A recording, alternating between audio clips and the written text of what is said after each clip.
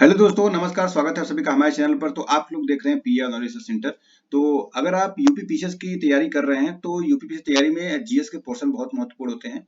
तो इसमें हम लोग देखिए 25,000 से प्लस क्वेश्चन लेकर आए हुए हैं और वो भी टॉपिक वाइज है। जितने भी एग्जाम में आए हुए हैं प्रीवियस ईयर को वो सभी इसमें है। तो देखिए हम लोग इसमें हिस्ट्री में प्राचीन इतिहास, मध्यकालीन इतिहास और आधुनिक यानी कि मॉडर्न हिस्ट्री सभी पढ़ा दिया गया है। और इंडियन जियोग्राफी भी हो गया। इंडियन जियोग्राफी और वर्ल्ड जियोग्राफी ये भी हो चुका है। तो अगर आप लोगों ने अभी तक ये वीडियो नहीं देखा है तो इसको जाकर देखिए।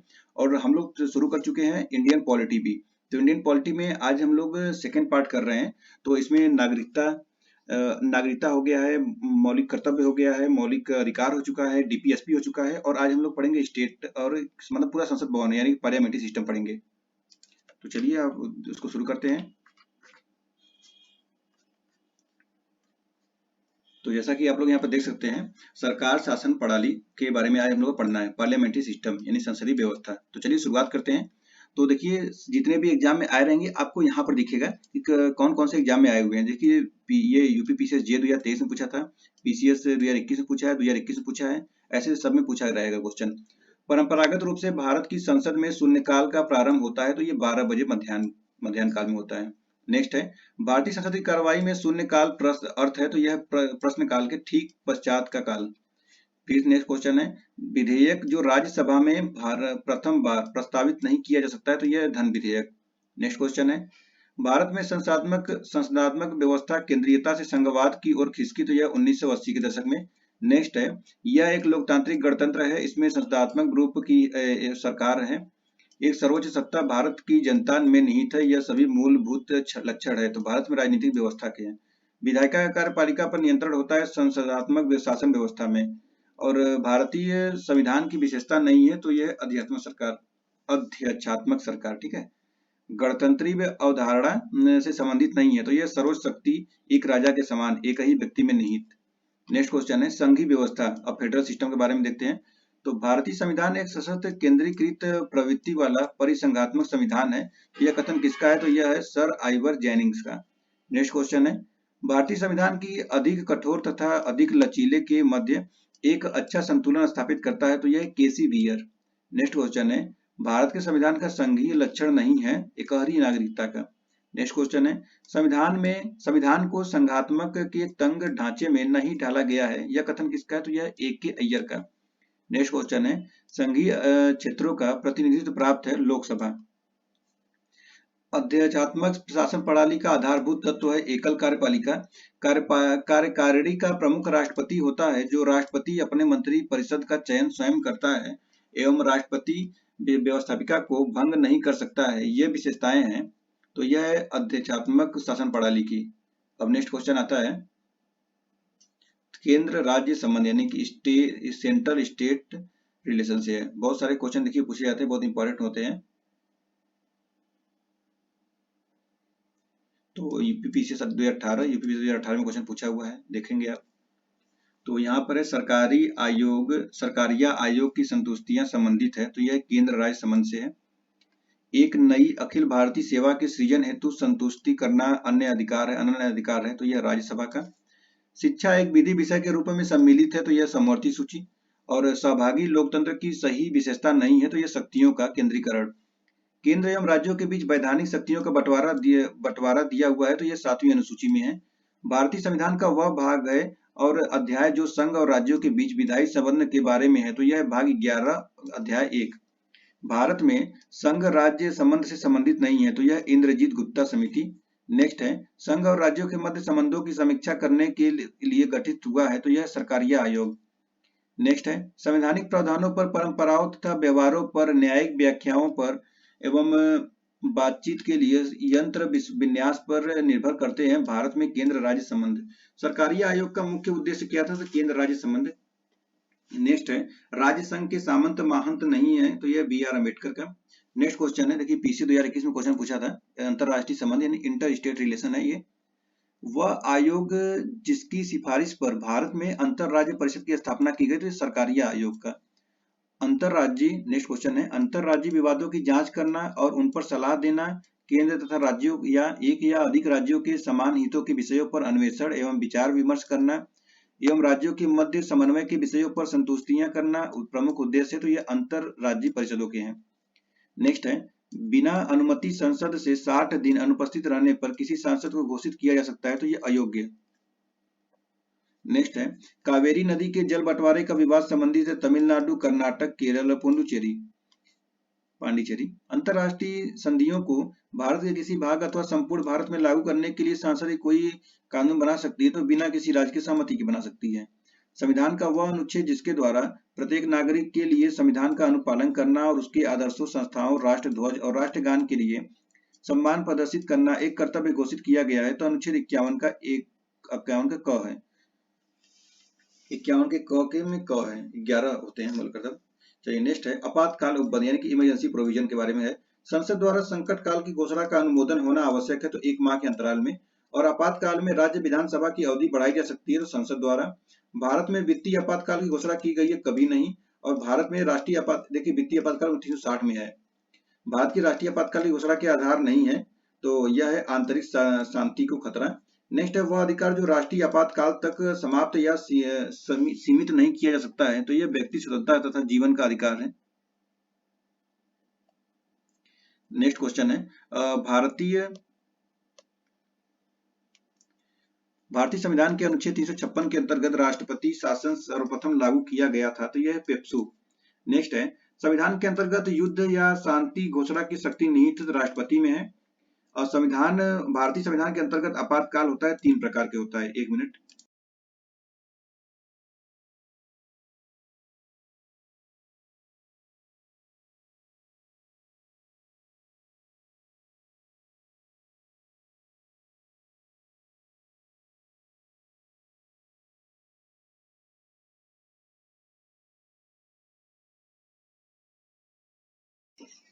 चलिए नेक्स्ट क्वेश्चन है, लोकसभा के विघटित रहने की अवस्था में अनुच्छेद 352 के अधीन आपात की घोषणा का अनुमोदन अनिवार्य है, तो राज्यसभा द्वारा। उसके उपरांत नई लोकसभा के पुनर्गठन तक यह अस्तित्व में रहेगा, जिसके द्वारा अपनी प्रथम बैठक से 30 दिनों के भीतर इसका अनुमोदन होना आवश्यक है। नेक्स्ट है, आपातकाल की घोषणा की स्वीकृति हेतु उसे संसद के समक्ष रखा जाना आवश्यक है, तो 1 महीने के अंदर। नेक्स्ट है, राष्ट्रीय आपात की घोषणा निम्न आधारों पर की जा सकती है, तो यह बाहरी आक्रमण, युद्ध और सशस्त्र विद्रोह के समय। भारतीय संविधान का वह अनुच्छेद जिसके अंतर्गत राज्यों में राष्ट्रपति शासन लगाया जा सकता है, तो अनुच्छेद 356 है। फिर है पार्लियामेंट यानी संसद। तो संरचना एवं कार्य प्रणाली देखिए, तो भारतीय संविधान का कौन सा अनुच्छेद संसद को अंतरराष्ट्रीय समझौतों को लागू करने के लिए विधि निर्माण की शक्ति प्रदान करता है, तो अनुच्छेद 253। और बिना अनुमति के दिन संसद में अनुपस्थित, ये अगर संसद अनुपस्थित रहता है तो 60 दिन तक अगर नहीं रहेगा तो अयोग्य घोषित कर दिया जाएगा। अनन्य रूप से प्रशासकीय तंत्र से संबंधित थी, तो पाल AP वल्लभी रिपोर्ट। संसदीय संप्रभुता नहीं है तो भारत में, और लोकसभा द्वारा पारित धन विधेयक राज्यसभा के द्वारा भी पारित मान लिया जाएगा यदि राज्यसभा द्वारा उस पर कोई कार्रवाई नहीं की जाती 14 दिनों तक। यदि उपाध्यक्ष लोकसभा की अध्यक्षता कर रहे हैं तो उन्हें एक अधिकार प्राप्त है कि वह मत बराबरी की अवस्था में मतदान कर सकता है। भारतीय संसद में शामिल है तो राष्ट्रपति एवं दोनों सदन, ठीक है, लोकसभा और राज्यसभा। भारत की संसद के संबंध में सही कथन सही नहीं है, तो मंत्रिमंडल की सदस्यता निम्न सदन तक सीमित है। पार्लियामेंट द्वारा दिसंबर 1999 में निर्मित कानून के अनुसार एक नागरिक के वयस्क होने का कानूनी आय है 18 वर्ष। नेक्स्ट क्वेश्चन है, लोकसभा राज्यसभा में गणपूर्ति संख्या है कुल सदस्य का 1/10, और संविधान की विषय सूचियों में दिए गए विषयों के अतिरिक्त विषयों पर कानून बना सकता है, तो यह संसद। संसद में शून्य काल का समय है दोपहर 12 बजे से अपराह्न 1 बजे तक। संसद राज्य की सूची के विषय के संबंध में कानून बना सकती है यदि राज्यसभा ऐसा संकल्प पारित करती है। लाभ पद के ऑफिस ऑफ प्रॉफिट का निर्णय करेगा तो राष्ट्रपति एवं राज्यपाल एवं संघीय संसद। संसद की बैठक 1 वर्ष में होना आवश्यक है 2 बार, और भारतीय संविधान में अवशिष्ट शक्तियां सन्निहित है संसद में। कोई विधेयक जिसमें केवल व्यय अंतर्गलित है और अनुच्छेद 110 में विनिर्दिष्ट कोई विषय उसमें सम्मिलित नहीं है, उसे संसद के किसी भी सदन में प्रारंभ किया जा सकता है। नेक्स्ट है, जब कोई विधेयक संसद के दोनों सदनों द्वारा पारित कर दिया गया है तो उस विधेयक पर अनुमति रोकने का अधिकार प्राप्त है तो राष्ट्रपति को है। धन विधेयक प्रस्तुत होता है लोकसभा में, और राज्य सूची में सम्मिलित विषय के संबंध में राष्ट्रीय हित में विधि बना सकती है केवल राज्यपाल, यह राज्य की बात हो रही है। संविधान के अंतर्गत राज्यों की सीमाओं को परिवर्तित करने की शक्ति प्राप्त है संसद को। नए राज्यों की स्थापना करने की विधायिनी शक्ति प्राप्त है संसद को। भारत के किसी राज्य में विधान परिषद का सृजन अथवा उसकी समाप्ति की जा सकती है तो राज्य विधानसभा के तत्संबंधी संकल्प पारित करने पर संसद द्वारा। नेक्स्ट क्वेश्चन है, संसद में लेखा के लिए वोट आवश्यक है। लेखा के लिए वोट आवश्यक है जब सामान्य बजट के समय सीमा के अंदर पारित होने की आशा नहीं होती। चलिए नेक्स्ट क्वेश्चन है यहाँ पर, लोकसभा में किसी विधेयक पर आम बहस होती है तो यह द्वितीय वाचन के समय। नेक्स्ट है, भारतीय संघ की विधायी शक्तियां निहित है तो यह है संसद में। नेक्स्ट क्वेश्चन है, बजट की प्रस्तुतिकरण पर बजट पर चर्चा, विनियोग विधेयक को पारित करना एवं वित्त विधेयक को पारित करना, ये सभी चरण सम्मिलित है सामान्य वित्तीय विधायन में। नेक्स्ट क्वेश्चन है, निश्चित अवधि के लिए भारतीय संचित निधि से धन निकालने के लिए संघ सरकार को अनुमति प्रदान करता है तो लेखा अनुदान। भारतीय संसद के दोनों सदनों की संयुक्त बैठक होती है साधारण विधेयक के संबंध में। और नेक्स्ट क्वेश्चन है, भारतीय संसद के दोनों सदनों की प्रथम संयुक्त बैठक होती है दहेज उन्मूलन के विधेयक के संबंध में। भारतीय संसद की संप्रभुता प्रतिबंधित है न्यायिक समीक्षा से। लोकसभा के अध्यक्ष, लोकसभा के उपाध्यक्ष, लोकसभा के महासचिव एवं राज्यसभा के अध्यक्ष सम्मिलित हैं संसद के अधिकारियों में। शून्यकाल संसदीय व्यवस्था देन है भारत की। 2013-14 में अंतिम क्षणों में भारत की संसद के समक्ष वापस ले लिया गया दागी विधायकों से संबंधित विधेयक। राष्ट्रपति राज्यसभा एवं लोकसभा से मिलकर निर्मित होती है संसद। अब भारतीय संघ के अंग है लोकसभा, राज्यसभा और राष्ट्रपति। संसद के किसी भी सदन के सदस्य से अयोग्यता संबंधित प्रश्नों का निर्णय करता है निर्वाचन आयोग के परामर्श से राष्ट्रपति। लोकसभा व राज्यसभा के सदस्यों की अधिकतम संख्या कितना है तो 545 व 250। अब पढ़ते हैं प्रेसिडेंट यानी राष्ट्रपति को।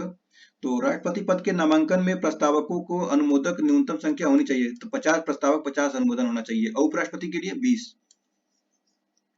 भारत में विदेशी संधियों के पर बातचीत करने की शक्ति राष्ट्रपति के पास है। और लोकसभा के साधारण निर्वाचन के पश्चात प्रथम सत्र और प्रत्येक वर्ष के प्रथम सत्र के आरंभ में संसद के दोनों सदनों की संयुक्त बैठक को संबोधित करता है राष्ट्रपति।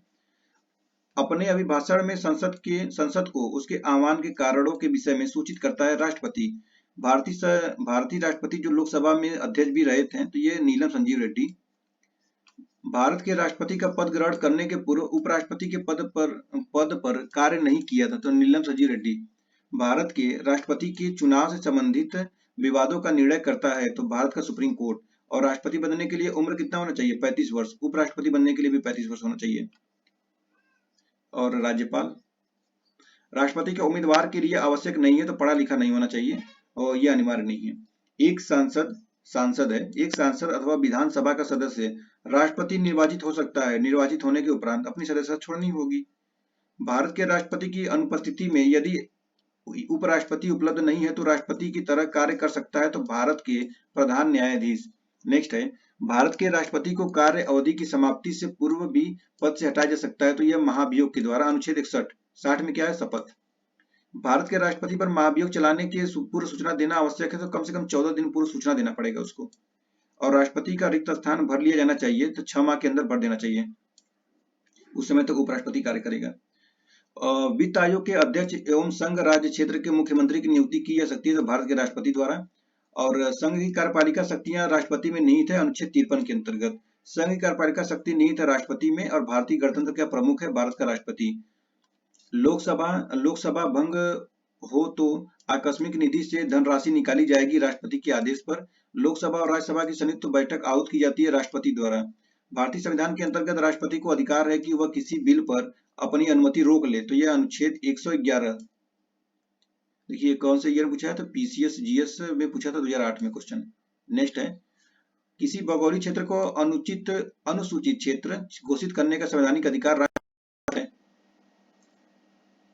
और नेक्स्ट क्वेश्चन है, विधि के प्रश्न पर भारतीय सुप्रीम कोर्ट से परामर्श लेने का अधिकार राष्ट्रपति को है।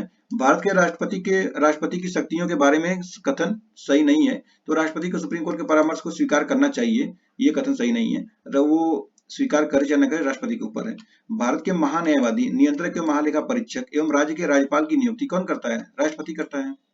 भारत के राष्ट्रपति आपात की घोषणा कर सकता है यदि खतरा है तो बाहरी आक्रमण और सशस्त्र विद्रोह, ठीक है, आंतरिक विद्रोह में नहीं है। संविधान असाधारण परिस्थितियों में राष्ट्रपति को राज्यपाल के कृत्यों के निर्वहन हेतु उपबंध कर सकता है तो अनुच्छेद 160। संवैधानिक विशेषाधिकार जो राज्य राष्ट्रपति का नहीं है तो यह है वित्तीय बिल को पुनर्विचार हेतु लौटाना।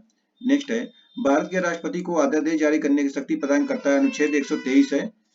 नेक्स्ट है राष्ट्रपति को अध्यादेश निर्गत करने की शक्ति प्रेरित है, तो भारत सरकार अधिनियम 1935। राष्ट्रपति की क्षमादान करने की शक्ति एक न्यायिक शक्ति है, कौन से अनुच्छेद में है, तो 72। और प्रारंभ से भारत के राष्ट्रपति के पद पर आसीन व्यक्तियों का एक सही क्रम, तो राजेंद्र प्रसाद, डॉक्टर एस राधाकृष्णन, जाकिर हुसैन, बीबी गिरी। इस समय कौन है, तो द्रौपदी मुर्मू है। सर्वसम्मति से निर्वाचित भारत के राष्ट्रपति तो एन संजीव रेड्डी ने, नीलम संजीव रेड्डी। राष्ट्रपति का आपातकालीन अधिकार संविधान के साथ धोखा, तो यह है हृदय नाथ कुंजरू ने कहा। भारत के राष्ट्रपति से संबंधित सही कथन नहीं है तो वह दोनों सदनों की चर्चा में भाग लेता है, राष्ट्र का प्रतिनिधित्व करता है परंतु राष्ट्र का नेतृत्व नहीं करता, यह युक्ति लागू होती है। राष्ट्रपति भारत के मुख्य न्यायाधीश जिन्होंने राष्ट्रपति के रूप में काम किया तो जस्टिस एम हिदायतुल्लाह, उपराष्ट्रपति भी राष्ट्रपति भी। राष्ट्रपति होने से पूर्व भारत के उपराष्ट्रपति पर आसीन नहीं रहे तो ये नीलम संजीव रेड्डी नहीं थे। भारत के राष्ट्रपति जिन्होंने लगातार 2 कार्य अवधि पूर्ण की तो यह है डॉक्टर राजेंद्र प्रसाद। और भारत का राष्ट्रपति नियुक्ति नहीं करता है तो यह है उपराष्ट्रपति। संसद सदस्य की अयोग्यता के प्रश्न पर निर्णय लेते समय राष्ट्रपति कार्य करेगा चुनाव आयोग के विचारानुसार। नेक्स्ट है प्रशासकीय प्राधिकरण अधिनियम 1985 के अंतर्गत राज्य प्रशासकीय प्राधिकरण का गठन कर सकता है तो ये है संसद। और भारत के नियंत्रक के महालेखा परीक्षक के संघ के लेखा संबंधी प्रतिवेदनों को सर्वप्रथम प्रस्तुत किया जाता है तो भारत के राष्ट्रपति को। भारत के संविधान के अधीन भारत के राष्ट्रपति को अध्यादेश जारी करने की शक्ति अनुच्छेद 123। और राज्यपाल तो बस इसी एक को उठाकर बीच में रख दीजिए तो हो जाएगा 213 राज्यपाल। प्रेसिडेंशियल ऑर्डिनेंस राष्ट्रपति अध्यादेश अधिकतम संभावित अवधि है तो ये 6 महीने तक। राष्ट्रपति का अभिभाषण तैयार किया जाता है पीएम और उनके मंत्रिमंडल द्वारा।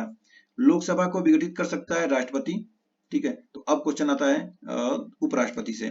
उपराष्ट्रपति का चुनाव अप्रत्यक्ष होता है और भारत के उपराष्ट्रपति का निर्वाचन करता है लोकसभा के सदस्य एवं राज्यसभा के सदस्य, निर्वाचित एवं मनोनीत सभी सदस्य।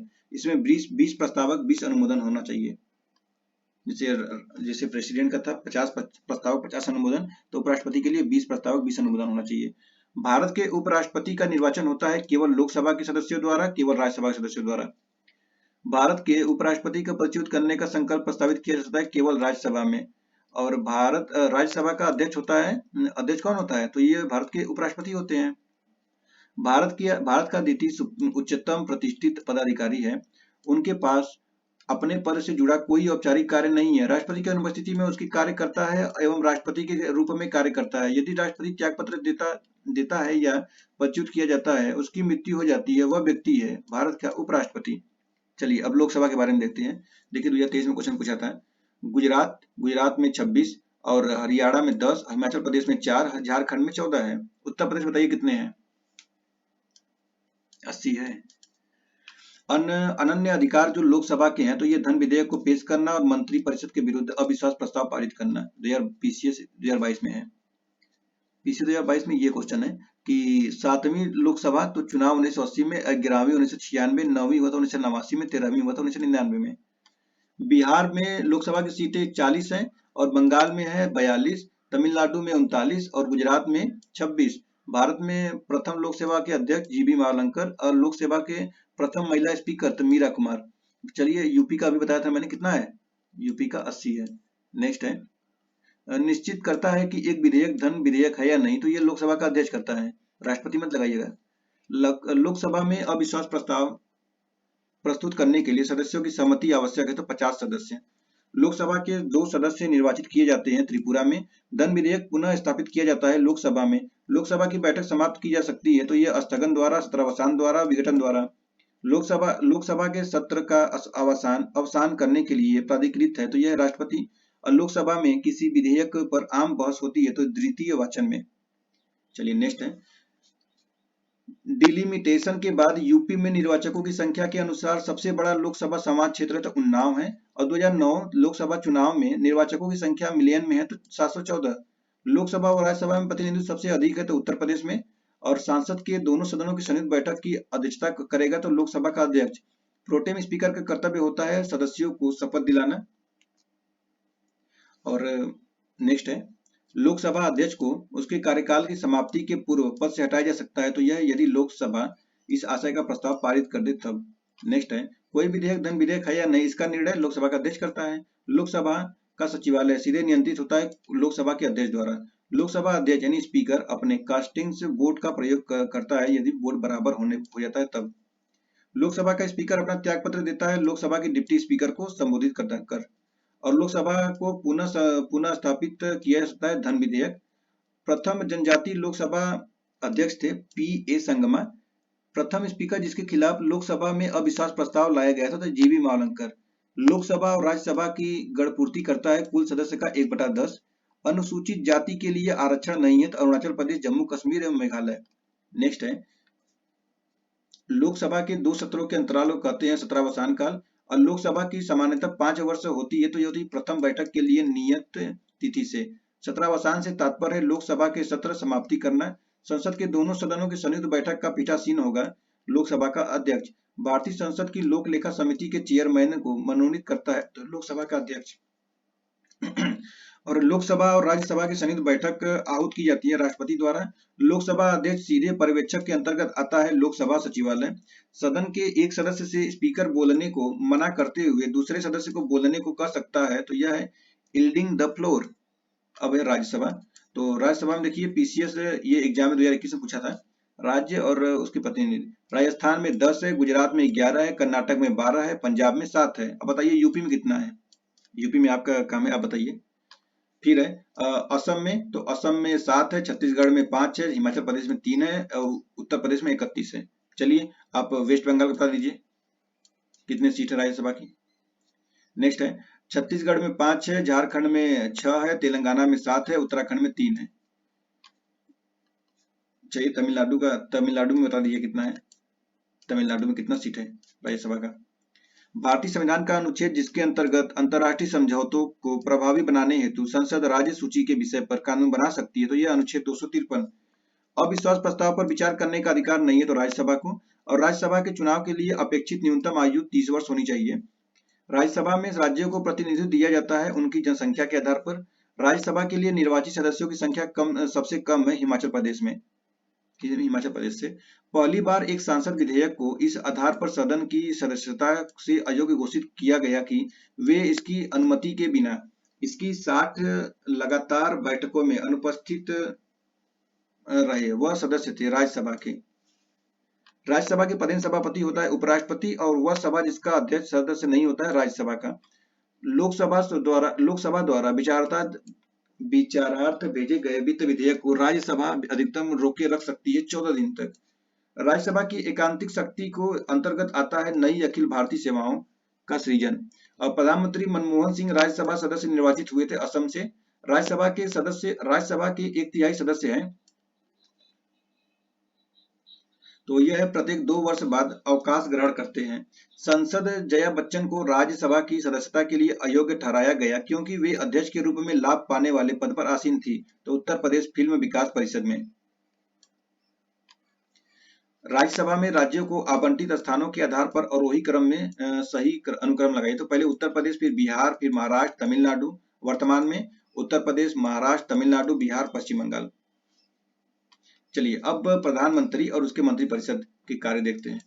तो भारत के प्रधानमंत्री को राष्ट्रपति द्वारा किया जाता है तो ये नियुक्त किया जाता है, चयनित नहीं, नियुक्त होते हैं। और देखिए पीसीएस 2021 में क्वेश्चन पूछा था कि संविधान के अनुच्छेद 75(3) के अनुसार भारत में मंत्रिपरिषद सामूहिक रूप से उत्तरदायी है तो लोकसभा के प्रति।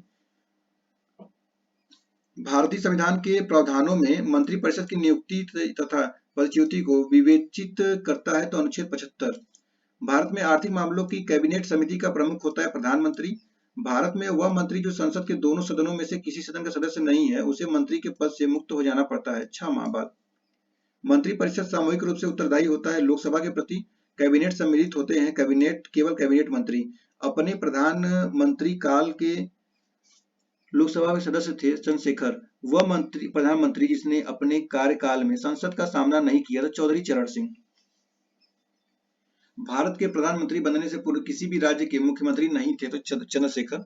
और भारत के 12वें प्रधानमंत्री तो देवगौड़ा। बताइए देवगौड़ा जी कौन से ईयर में थे? उप प्रधानमंत्री पद का सृजन हुआ था संविधान के प्रावधानों से हटकर। भारतीय संविधान के अनुच्छेद 78 में प्रावधान है तो प्रधानमंत्री के दायित्वों का मंत्रिपरिषद का वास्तविक नेता प्रधानमंत्री और मानव संसाधन का विकास मंत्रालय में विभाग नहीं है तो यह तकनीकी शिक्षा विभाग। भारत में राजकोषीय नीति निर्धारित करता है वित्त मंत्रालय और भारत की संचित निधि पर भारित नहीं है तो भारत के प्रधानमंत्री के वेतन और भत्ते। भारत के संविधान में उल्लेखित नहीं है तो बजट। और भारत के प्रधानमंत्री का पद एक बार से अधिक समयांतर के बाद सुशोभित किया तो गुजारीलाल नंदा, इंदिरा गांधी, अटल बिहारी वाजपेयी।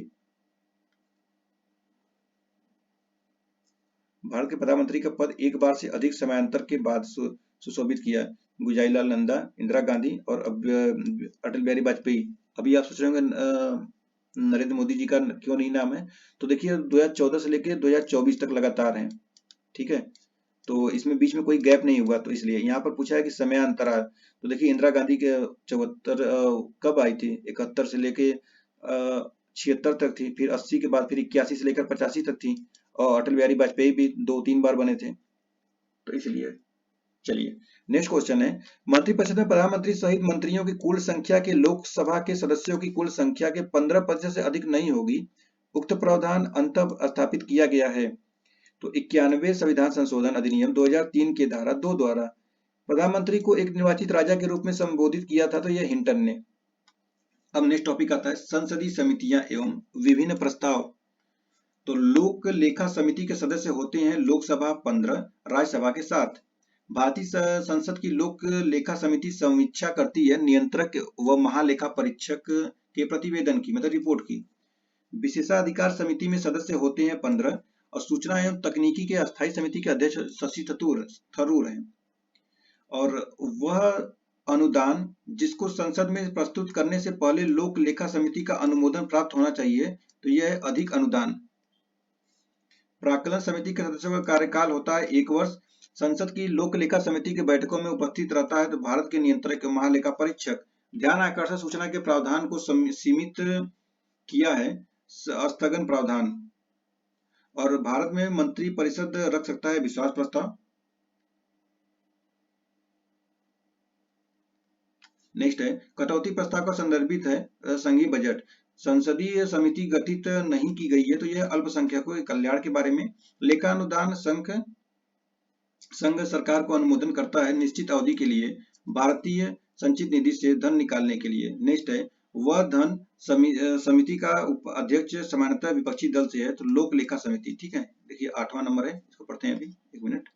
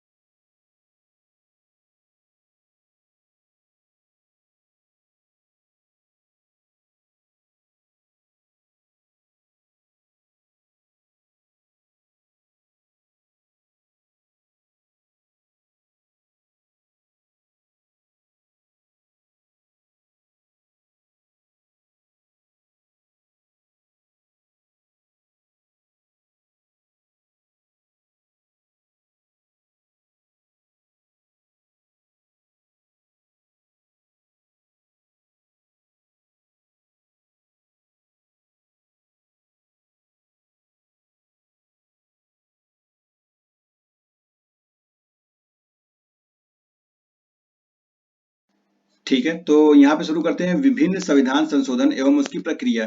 तो दहेज निषेध अधिनियम 1961 लागू हुआ था 1 जुलाई 1961 को। और वह संविधान संशोधन जिसके द्वारा दिल्ली को राष्ट्रीय राजधानी घोषित क्षेत्र बनाया गया था 69वें। वह संविधान संशोधन अधिनियम जो जीएसटी यानी वस्तु एवं सेवा कर नियमों के कार्यान्वयन के लिए आवश्यक प्रावधान करता है तो 101वां संविधान संशोधन। नेक्स्ट है भारत में संविधान संशोधन के मत द्वारा मतदान की उम्र 21 से घटाकर 18 कर दिया गया था, 61वें संविधान संशोधन।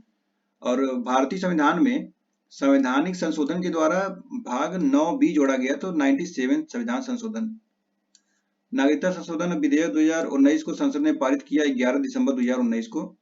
और भारत के स्थानीय शासन के इतिहास में एक आधार स्तंभ के रूप में माना जाता है, तो यह 73वां संविधान संशोधन। 73वें संविधान संशोधन ने अति अपेक्षित संवैधानिक दर्जा प्रदान किया पंचायतों को। देखिए पीसी 2022 में क्वेश्चन इससे पूछा हुआ है, ठीक है। वह संवैधानिक संशोधन जिसके द्वारा भारतीय संविधान के अनुच्छेद 19 में सहकारी समितियां शब्द जोड़ा गया है, तो 97 संविधान संशोधन।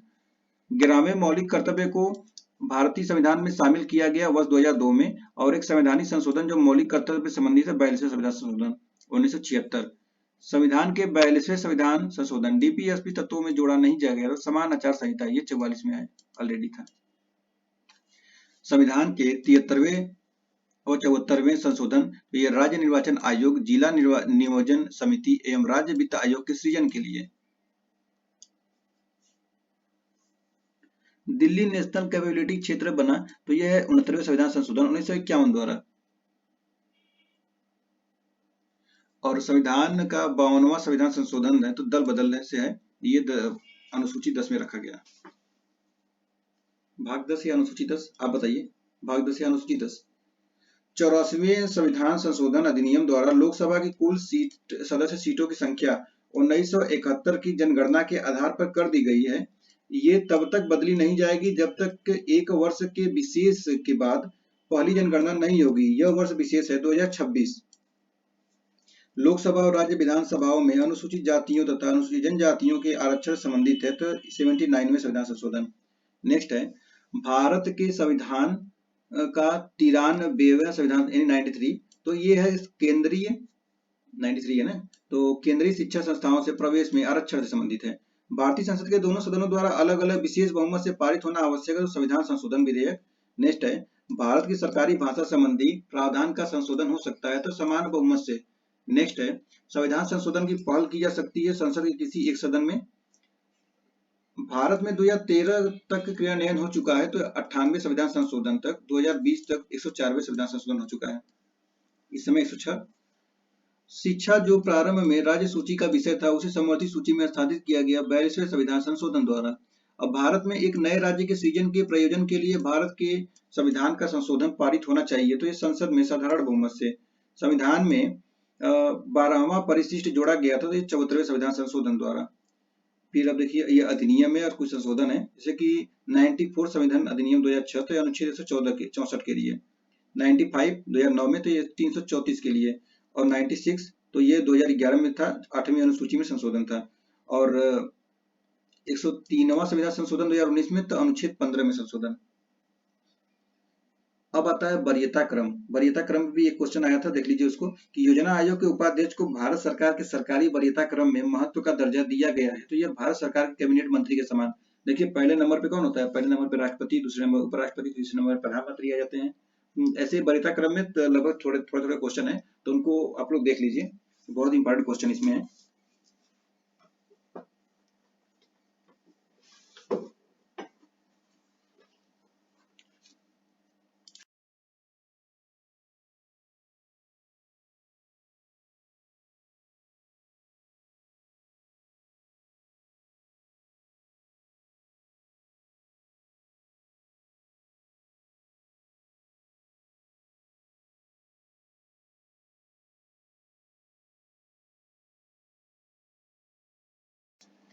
तो आप लोग को बता दूं मैं कि वरीयता अनुक्रम केंद्र एवं राज्य सरकारों के विभिन्न पदाधिकारियों के पद क्रम से संबंधित है। इसका प्रयोग राजनीतिक समारोहों के अवसर पर किया जाता है, तथा सरकार के दैनिक कार्य में इसका कोई प्रयोग नहीं होता। 26 जुलाई 1979 को इससे संबंधित अधिसूचना जारी की गई।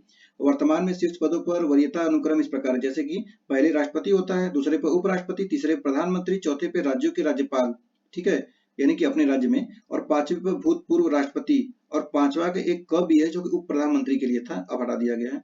और छठवें नंबर पे कौन होता है, तो छठवें नंबर पर होते हैं भारत के मुख्य न्यायाधीश और लोकसभा के अध्यक्ष भी। न्यायाधीश और लोकसभा के अध्यक्ष एक बराबर, ठीक है।